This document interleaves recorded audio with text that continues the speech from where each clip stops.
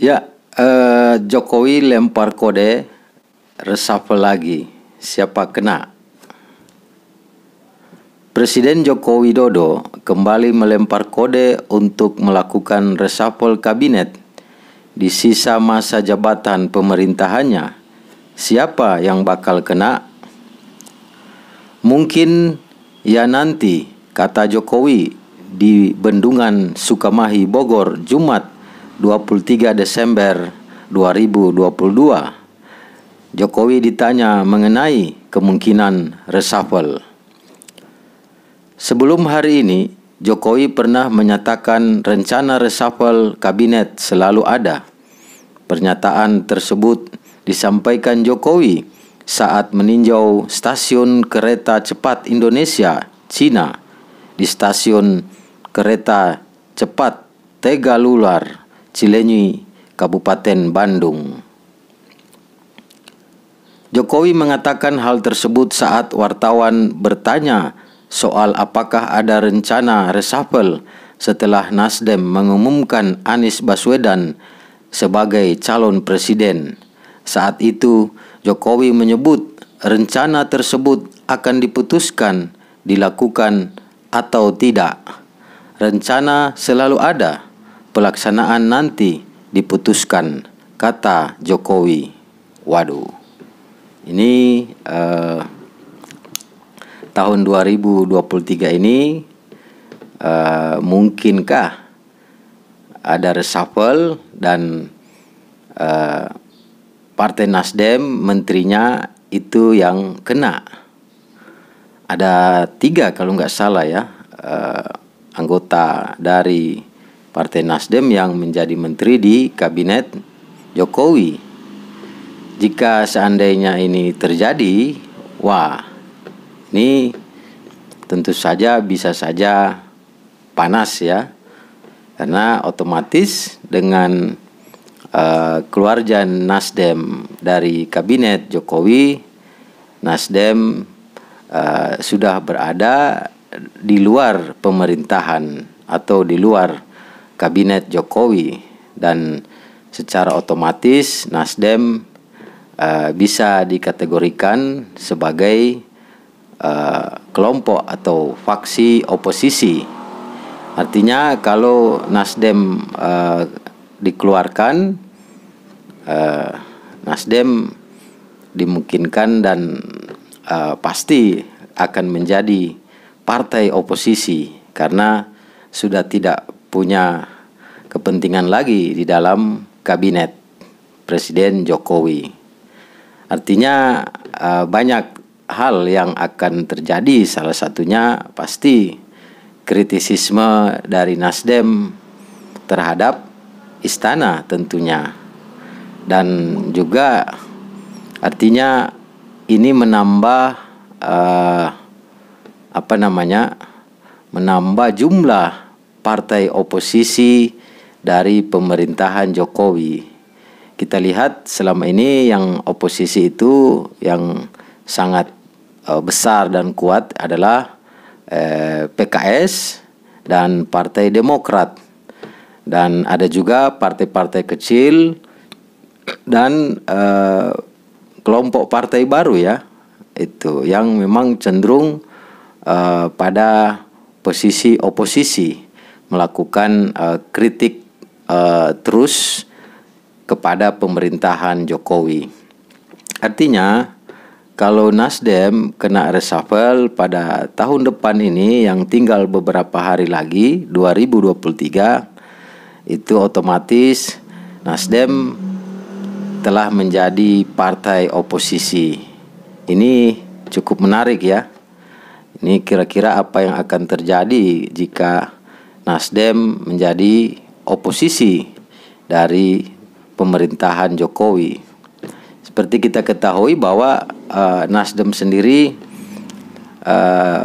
pada sejarahnya yang lalu 2014 ya adalah partai yang pertama mengusung atau menggagas ide tentang Presiden Jokowi agar maju sebagai calon presiden dan Nasdem mengusung Jokowi sebagai calon presiden. Pada 2019 yang lalu, Nasdem juga mengusung Jokowi, atau partai yang pertama yang mengusung Jokowi sebagai calon presiden petahana. Pada 2014 yang lalu, sebelum 2019, Nasdem mengusung Jokowi dan bersama PDIP. Jadi kisah Nasdem ini cukup panjang dengan Presiden Jokowi. Jadi banyak sejarah dan suka duka. Dan namun seandainya Presiden Jokowi mereshuffle kabinet dan mengeluarkan beberapa menteri dari Nasdem, maka kisah pun berlanjut dengan cerita yang berbeda.